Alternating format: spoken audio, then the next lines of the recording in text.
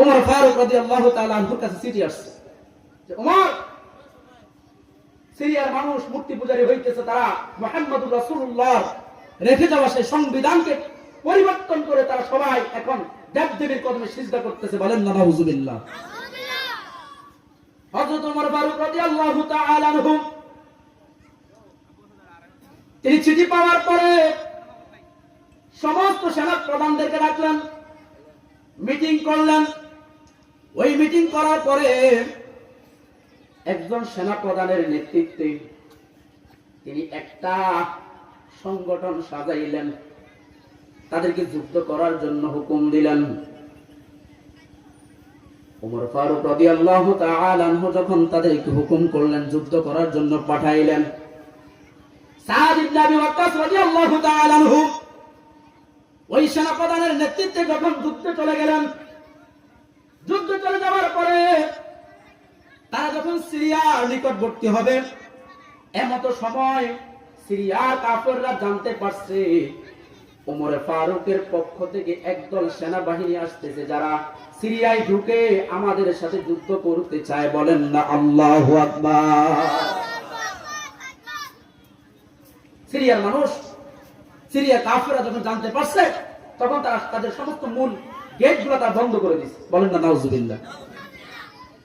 এইদিকে সাদ ইবনে আবি ওয়াক্কাস রাদিয়াল্লাহু তাআলা আনহুর নেতৃত্বে সমস্ত সেনাবাহিনী চলে গেলেন। সিরিয়ার মূল গেটে যাওয়ার পরে দেখলেন গেটের মধ্যে তালাবদ্ধ, গেট তালা মারা। বলেন না নাউযুবিল্লাহ। তারা অপেক্ষা করতে শুরু করে দিলেন, মানে যেই দিন তারা গেট খুলবে, সাথে সাথে ঢুকবে, সাথে সাথে হামলা দিবে। বলেন না সুবহানাল্লাহ। আচ্ছা বলেন তো, মুসলমান কিসের জাতি? আপনারা ভুলে গেছেন? এটা তো আমরা আজকে শুনে আসছি, মুসলমান সিংহের জাতি, মুসলমান বীরের জাতি, মুসলমান বীর বাহাদুরের জাতি, মুসলমান শাহজালাল আলী আমির রাহমাতুল্লাহি আলাইহি জাতি। কথা বলে ঠিক না বেঠিক? কিন্তু আজকে মুসলমান আমরা হয়ে গেছি বিড়ালের জাতি। এই কথা ঠিক না? আজকে নামাজও পড়ি, গীবতও করি, আজকে নামাজও পড়ি, অন্যের হক আমরা নষ্ট করি। কথা বলে ঠিক না বেঠিক? এই জন্য আমাদের প্রজন্ম যেমনি গেছে গেছে, আমাদের আগামীর প্রজন্মকে শুদ্ধ করার জন্য এই দরবারের পাশে একটা মাদ্রাসা হয়েছে কি হয় নাই? আরো জোরে বলেন। বর্তমানে আমার মা বোনেরা দিন শিক্ষা থেকে আজকে তারা দূরে আছেন। কথা বলে ঠিক না বেঠিক? তবে আমাদের অঞ্চলে বেশিরভাগ মাদ্রাসা আছে আলহামদুলিল্লাহ। আগে মহিলাদেরকে ইসলাম শিক্ষার ব্যাপারে আমরা গাফিল ছিলাম, অজ্ঞ ছিলাম। আমরা শুধু মনে করতাম ছেলেরা ইসলাম শিখবে, ছেলেরা দিন শিখবে, ছেলেরা কোরআন পড়বে, মেয়েরা পড়ে লাভ হবে কি? মেয়েরা তো স্বামীর বাড়িতে গিয়ে চুলার মধ্যে আগুন জ্বালাবে। এই ধরনের একটা চিন্তা ভাবনা আমাদের ভিতরে ছিল কিনা? কথা বলেন। আমরা এটাই ভাবতাম, সে কোরআন শরীফ পড়ে লাভ হবে কি? সে দিন শিখে লাভ হবে কি? সে স্বামীর বাড়িতে যাবে, ছেলে সন্তান লালন পালন করবে, চুলার মধ্যে আগুন দিবে, পাকশাক করবে, আমাদেরকে খাওয়াবে। এটাই আমাদের চিন্তা চেতনা ছিল। কিন্তু প্রকৃত পক্ষে আজকে হক্কানি উলামায়ে কেরামের সোহবতে থাকার কারণে, উলামায়ে কেরামের প্রতিধ্বনির মাধ্যমে আজকে আমরা জানতে পারলাম, আমার মেয়ে যদি সুশিক্ষায় শিক্ষিত হতে পারে, তাহলে ওই সন্তান ওই মায়ের গর্ভ থেকে একজন আল্লাহওয়ালা বীর বাহাদুর জন্মগ্রহণ করতেই পারে। কথা বলেন ঠিক না বেঠিক? কারণ আমরা আজীবন শুনে আসছি, আমাকে একজন শিক্ষিত মা দাও, আমি তোমাকে একটা শিক্ষিত জাতি উপহার দেব। কথা বলেন ঠিক না বেঠিক? ফের হাজির। এই জন্য আজকে এই মাদ্রাসা দরকার আছে না নাই? আমার মেয়েকে আমি মাদ্রাসায় পড়াবো, ছেলেকে তো আমি পড়াইতেছি, মেয়েকেও মাদ্রাসায় পড়া দরকার আছে না নাই? আরো জোরে বলেন। আজকে আপনারা আপনাদের গ্রাম অঞ্চলে আমরা দেখছি, যাই হোক হয়তো তারা না জানার কারণে চলে, কিন্তু আমাদের কুমিল্লাতে কিংবা আমাদের ওই পাশের অঞ্চলগুলোতে বর্তমানে মেয়েরা পর্দার প্রতি গাফেল, পর্দা নাই বললেই চলে। কথা বলে ঠিক না বেঠিক? এমন ভাবে তারা চলে, শুধু চলে না, তারা নিজের স্বাধীনতা দাবি করে। আছে না নাই? এই জন্য এই দাবি থেকে বাঁচার জন্য মহিলা মাদ্রাসার বিকল্প নাই। কথা বলে ঠিক না বেঠিক? মাদ্রাসার প্রয়োজন আছে। আপনার মেয়েকে মাদ্রাসায় দিবেন, সবাই রাজি আছেন? আপনার ছেলেকে মাদ্রাসায় পড়াবেন, রাজি আছেন? সে কোরআন শিখবে, সে হাদিস শিখবে, সে রাসূল পাক সাল্লাল্লাহু আলাইহি ওয়াসাল্লামের সুন্নতের তাবেদারি করবে। আপনি মরে যাওয়ার পরে আপনার কবরের পাশে দাঁড়িয়ে আপনার জন্য দোয়া করবে, চোখের পানি ছেড়ে দিয়ে কাঁদবে, এমন সন্তান দুনিয়াতে রাখা দরকার আছে না নাই? কিন্তু আমরা ছেলেকে আলেম বানানোর ব্যাপারে আমাদের ভিতরে এখন গাফিলতি আছে। আমরা তারে বানাই নাট্যকর, আমরা তারে বানাই ডিপজল, আমরা তারে বানাই আফজল, আমরা তারে বানাই বিভিন্ন নায়ক। কথা বলেন ঠিক না না ঠিক? আমাদের কুমিল্লাতে একটা ঘটনা দেখলাম, বাপ মারা গেছে, ছেলে জানাজা তো পড়াইতে পারেই না, বরং জানাজা পড়তে যাইয়া সে মানুষের দিকে তাকায়, কেমনে হাত উঠায়, কেমনে হাত বাঁধে, কেমনে হাত উঠায়, কেমনে কি বলে, সে মানুষের দিকে তাকায় তাকায় সে নিজে হাতে করে। আচ্ছা বলেন তো, এমন সন্তান দুনিয়াতে রাখার চাইতে না রাখাই ভালো। কথা বলেন ঠিক না বেঠিক? এই জন্য আমাদের আকাবের যারা ছিলেন, যারা বর্তমানে আছেন, তাদের বর্তমান প্রতিশ্রুতি, স্কুলেতে পড়াবো না মা হাট্টিমা টিম টিম। আপনারা শিখছেন কিনা? ছেলেদেরকে পড়ায়, বলো হাট্টিমা টিম টিম, তারা মাঠে পড়ে ডিম। আচ্ছা বলেন তো, আপনার জীবদ্দশায় আল্লাহকে সাক্ষী করে বলেন, এমন কোন প্রাণী আছে যেটার মাথার মধ্যে দুইটা সিংহ আছে, এটা ডিমও পারে? কেউ দেখছেন? সত্য করে বলুন, কেউ দেখছেন? কেন এই মিথ্যা শিক্ষা রাস্তা আমাদেরকে দেওয়া হচ্ছে? কেন আজকে মিথ্যা শিক্ষা আমার সন্তান গ্রহণ করতেছে?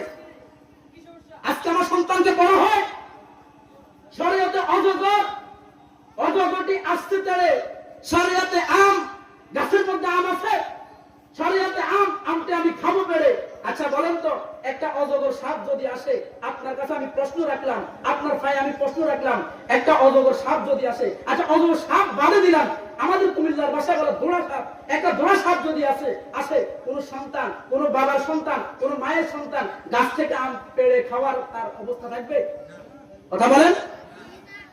কিন্তু আজকে আমার সন্তানকে শিখানো হচ্ছে শরীয়তে অজগর, অজগরটি আসতে পেরে, মানে অজগর সব আইতে আছে, শরীয়তে আম, আমটি আমি খাবো পেরে। কেমন তার কলিজা, একটা অজগর সাপ আসে আর আমি আম খাবো। এটা মিথ্যা শিক্ষা না? আর জোরে বলেন। এই জন্য আপনার সন্তানকে দ্বীন শিক্ষা দিবেন, এই জন্য সন্তানকে কোরআন শিক্ষা দিবেন, এই জন্য সন্তানকে রাসূলুল্লাহর তরিকা শিক্ষা দিবেন। তাহলে ওই সন্তান আল্লাহ ওয়ালা হবে, তাহলে ওই সন্তান দিনদার ওয়ালা হবে, তাহলে ওই সন্তানের রেহেম হতে যত আপনার বংশধর আসবে সবাই আমলি ওয়ালা হবে। কথা বলেন ঠিক না বেটি? স্কুলেতে পড়াবো না মা হাট্টিমা টিম টিম, শিখব না আর আগডুম বাগডুম গোড়ার ডিম, নুরানিতে পড়বো মাগো আলিফ লাম মিম যালিকাল কিতাব। কথা বলে ঠিক না বেঠিক? আমাদের নুরানির বাচ্চারা কত সুন্দর করে কোরআন তেলাওয়াত করে, কিন্তু আমাদের কিছু লোকের হিংসা হয়। তবে হ্যাঁ, হিংসা হওয়ার দরকার আছে, হিংসা হওয়ার প্রয়োজন আছে। তবে হ্যাঁ, সেই হিংসাটা যদি পরকালমুখী হয় তাহলে সার্থক। কথা বলেন ঠিক না বেঠিক? যদি আমার অন্তর মধ্যে হিংসা হয়, আমার নাতি এত সুন্দর করে মাসলা মাসাইল জানে, আমি কি করলাম? আমার ছেলে এত সুন্দর মাসলা মাসাইল জানে, আমি কি করলাম? যদি আখিরাত মুখী আপনার এই হিংসা হয় তাহলে আপনি সফল কাম। কথা বলেন ঠিক না বেঠিক? হযরত ওমর ফারুক রাদিয়াল্লাহু তাআলা আনহুর নেতৃত্বে সেনা প্রধান সাদ ইবনে আবি ওয়াক্কাস রাদিয়াল্লাহু তাআলা আনহুর নেতৃত্বে যখন সমস্ত সেনাবাহিনী চলে গেলেন সিরিয়ার মূল গেটে, তারা সেইখানে অবস্থান করতেছেন। যখন তারা অবস্থান শুরু করে দিলেন, তারা মনে মনে ভাবতেছেন, যখন সিরিয়ার মূল গেট খোলা হবে আমরা ভিতরে ঢুকবো, তাদেরকে বুঝাবো এবং তাদের সাথে যুদ্ধ করব। মানে গাটটার আমি করলে যুদ্ধ। কথা বলে ঠিক না বেটি? ফেরা হাজিরিন, আল্লামা আশরাফ আলী থানভী রাহমাতুল্লাহি আলাইহি একটা ঘটনা হুজুর বলতেছেন, আমি দেখতেছি একদিন স্বপ্ন যোগে একটা সাপ এবং একটা ব্যাঙ ঝগড়া করতেছে। বলেন না সুবহানাল্লাহ? কি কি কি ঝগড়া করে? সাপ এবং ব্যাঙ ঝগড়া করে। আপনাদের সমাজে করে কিনা? সাপ যখন ব্যাঙের ধরে তখন ব্যাঙটা খুব চিল্লাচিল্লি করে কিনা? মানে নিজের জীবনটাকে বাঁচানোর জন্য চিল্লায়। যখন সাপ নিজ ইচ্ছায় ছাড়ে তখন সে বাঁচতে পারে। কথা ঠিক আছে কিনা? আল্লাহর এই স্বপ্ন যোগে দেখলেন সাপ এবং ব্যাঙ তারা উভয়জন ঝগড়া করতেছে। আল্লাহর ওলি দেখলেন কিছু সময় পরে ওই সাপটাকে ব্যাঙ কি যেন বলছে, বলার কারণে সাপটা রাগান্বিত হয়ে ব্যাঙটাকে ধরছে, খাওয়ার জন্য মেরে ফেলবে। আল্লাহর ওলি স্বপ্ন যোগে দেখতেছেন কিছুক্ষণ পরে ব্যাঙটা কোনো না কোনো ভাবে ছুটে গেছে। ওই ব্যাঙ যখন ছুটে গেল সাপটা পিছনে পিছনে তাকে ধরার জন্য দৌড়াইতেছে। আল্লাহর ওলির জিন্দেগীর মধ্যে পাওয়া যায় মাদারিসুন নবুওয়াতের মধ্যে ঘটনাটা আসে। ওই সাপটা যখন ব্যাঙকে খাওয়ার জন্য দৌড়াইতেছিল, এমত অবস্থায় ব্যাঙটা যখন সামনে যায় সাপ তার পিছনে পিছনে যায়। একজন শিকারী পানির মধ্যে জাল বুনছে মাছ ধরার জন্য। ধরে কিনা? আপনাদের এদিকে ধরে জাল বসায় দেশি মাছ খাওয়ার জন্য।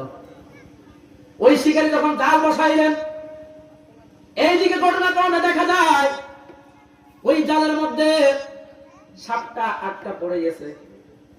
এরকম আটকে না? আচ্ছা বলেন তো, যখন সাপ আটকায় তখন সাপ যখন আটকায়, আচ্ছা বলেন তো সাপটা কি ছোটার কোনো সম্ভাবনা থাকে? বরং আরো গুলো কি করে, বেড়ায়। এরপরে যখন যে জালটা বসাইছে মালিক যদি আইসা দেখে জালের মধ্যে একটা মাছও নাই, সাপ আছে শুধু একটা, আচ্ছা বলেন তো সে কি সাপের সাথে দুলাভাই বলে ভালো আচরণ করবে না তারা পিঠটা চামড়া তুলে ফেলবে? মানে তার অবস্থা শেষ, তাকে মেরে ফেলবে। আল্লাহর স্বপ্ন যোগে দেখতেছেন ওই জাল ঘূর্ণিওয়ালা ব্যক্তি যখন আইসা দেখতেছে জালের মধ্যে কোনো মাছ না, একটা সাপ, সেই সাপটাকে এমন ভাবে মারছে। আচ্ছা বলেন তো সাপ যখন মরে, মারা যাওয়ার পর তার লেজ লড়ে কিনা? সবাই কথা বলবেন। আমার মনে হয় আপনাদের এদিকে লড়ে না মনে হয়। আমাদের বর্তমানে ইয়াং জেনারেশন যারা আছে এরা সাপের মারার পরে দেখবেন লেজারও কি করে ভালো করে ফিরে। আবার কেউ কেউ কয় লেজারে ফিরতে সাপের মাথার দিকে আবার রুগাই বলে কিনা? তো যখন সাপটাকে মারছে, মারার পরে জেলে ওই সাপটাকে ফেলে দিছে। ফেলে দেওয়ার পরে এখন ব্যাংকটা সাপের কাছে যায় বলতেছে, সাপরে ভাই তোরা আমি বললাম সোজা হয়ে চল, ভালো হয়ে চল, যদি তুই আমার কথা মতো যদি সোজা হয়ে চলতি তাহলে আজকে জেলের জালের মধ্যে ধরা পড়তি না, বরং আজকে বাঁকা হয়ে চলার কারণে জেলের জালের মধ্যে পড়লি এবং তোর শেষ হায়াত ওই জেলের হাতে হয়ে গেল। কথা বলেন ঠিক না বেঠি? এই জন্য মুসলমান আমাদেরকে যে হায়াত আল্লাহ দিয়েছেন এই হায়াত থেকে আমাদেরকে শিক্ষা দিতে হবে, আমাদেরকে সংশোধন হতে হবে। যদি আমরা সংশোধন না হইতে পারি তাহলে আমাদের অস্তিত্ব হবে চিরস্থায়ী জাহান্নাম। কথা বলে ঠিক না বেঠি? সাদ ইবনে আবি ওয়াক্কাস রাদিয়াল্লাহু তাআলা আনহু তিনি সিরিয়ার মূল গেটের মধ্যে অবস্থান করতেছেন।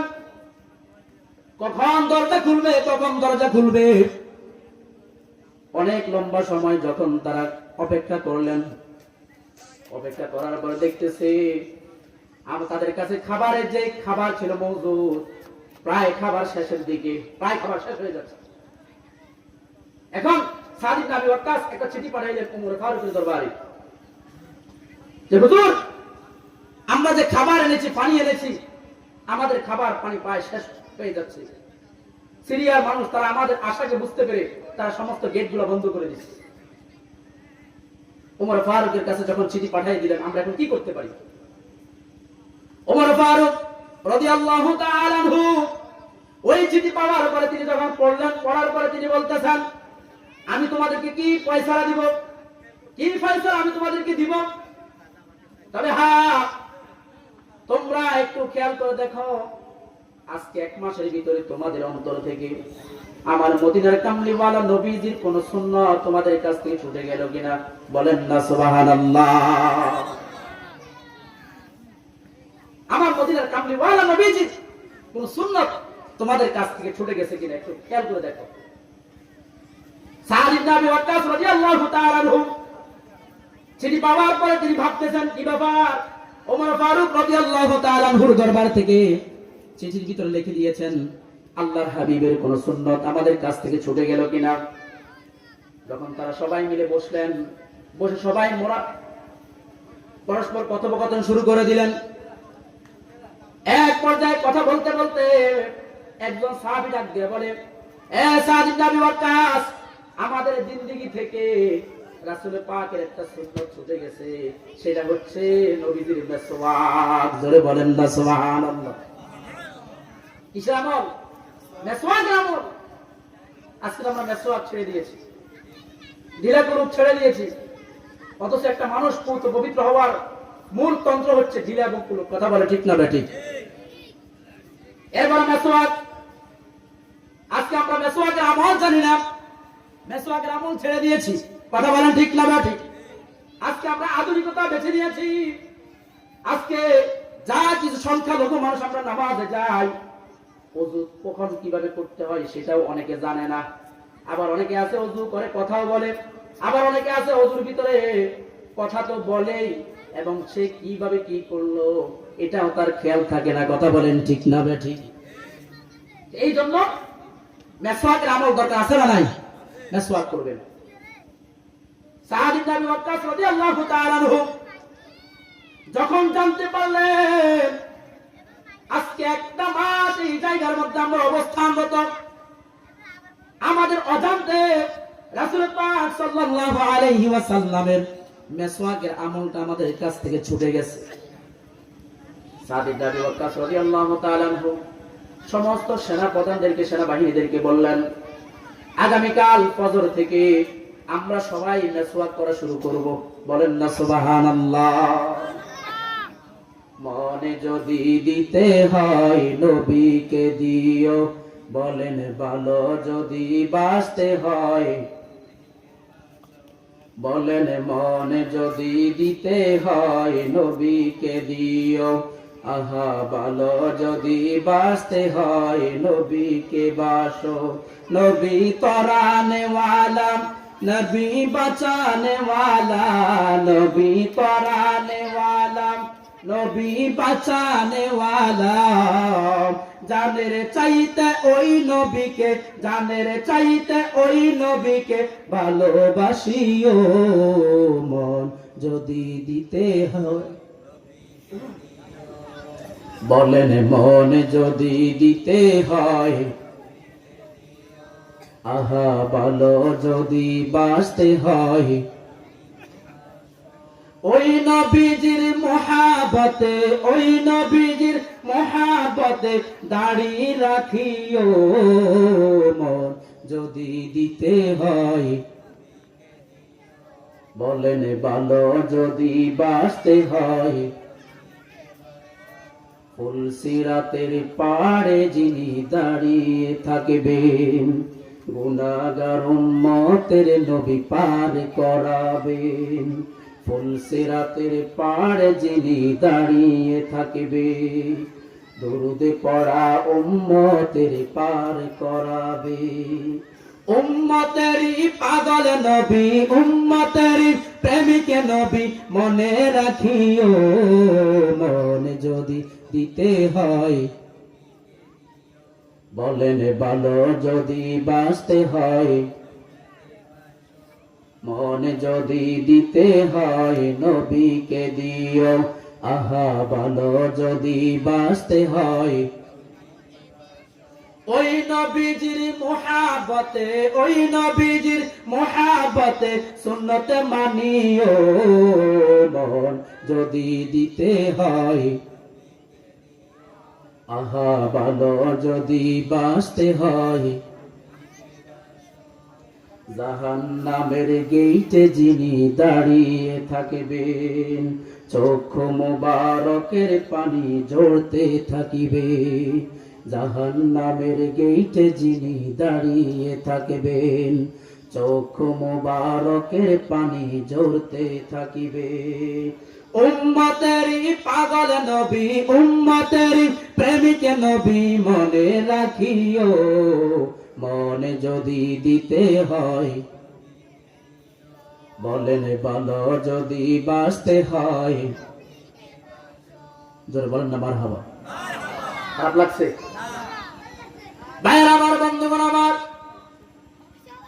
সাদ ইবনে আবি ওয়াক্কাস রাদিয়াল্লাহু তাআলা হুকুম করলেন, আগামী আগামীকাল ফজরের পরে আমরা সবাই রাসূল পাকের সুন্নাহ মিসওয়াক করব, বলেন না সুবহানাল্লাহ।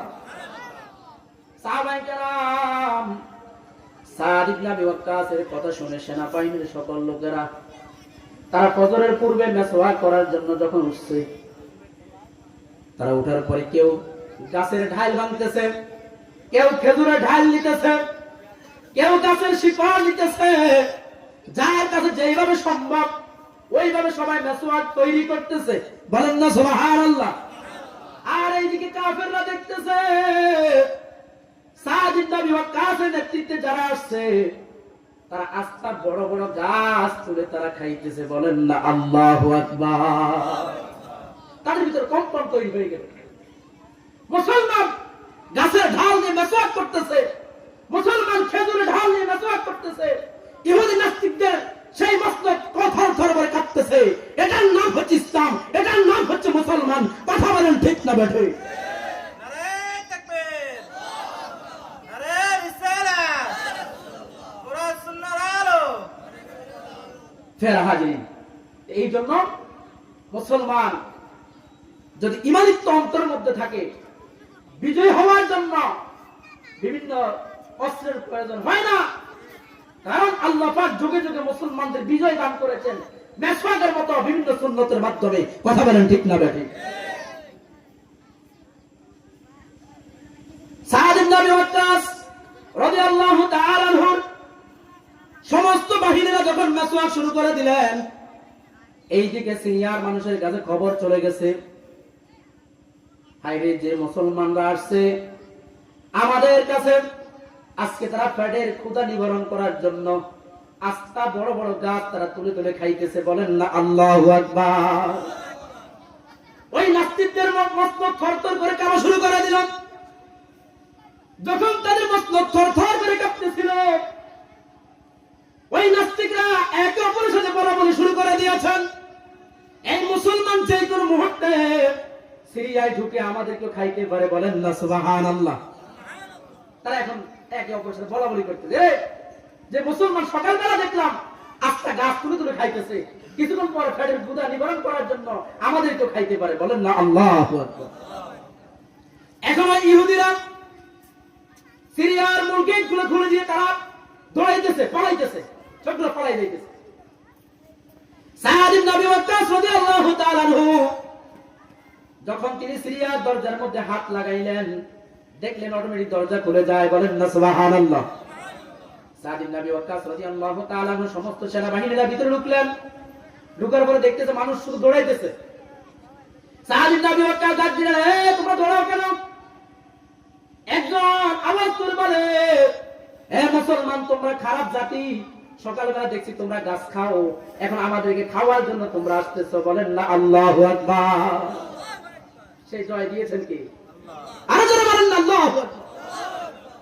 আল্লাহ পারেনি। এই জন্য রাসূলের সুন্নাতকে ফলো করার দরকার আছে না নাই? সুন্নাতকে ফলো করবেন, বেশি বেশি আমলে রূপান্তরিত করবেন। নবী আমার বলেন, লা ইউমিনু আহাদুকুম হাত্তা আকুনা হাব্বান ইলাইহি মিন ওয়ালিদিহি ওয়া ওয়ালাদিহি ওয়ান নাসি আজমাইন। আল্লাহর হাবিব সাল্লাল্লাহু আলাইহি ওয়াসাল্লাম বলেন, উম্মত তুমি ততক্ষণ পর্যন্ত মুমিন হতে পারবে না যতক্ষণ পর্যন্ত তুমি তোমার ছেলে সন্তান স্ত্রী পুত্র সকল কিছু চাইতে আমি নবীকে অধিক মহব্বত না করবা, ততক্ষণ পর্যন্ত তুমি ঈমানদার ওয়ালা মুমিন হইতে পারবে না। তাহলে আমাকে মুমিন হতে হলে দুনিয়ার সবকিছু আমাকে ত্যাগ দিয়ে রাসূলুল্লাহর তরিকা আমার জিন্দেগিটাকে সাজাইতে হবে। কথা বলেন ঠিক না বেঠিক?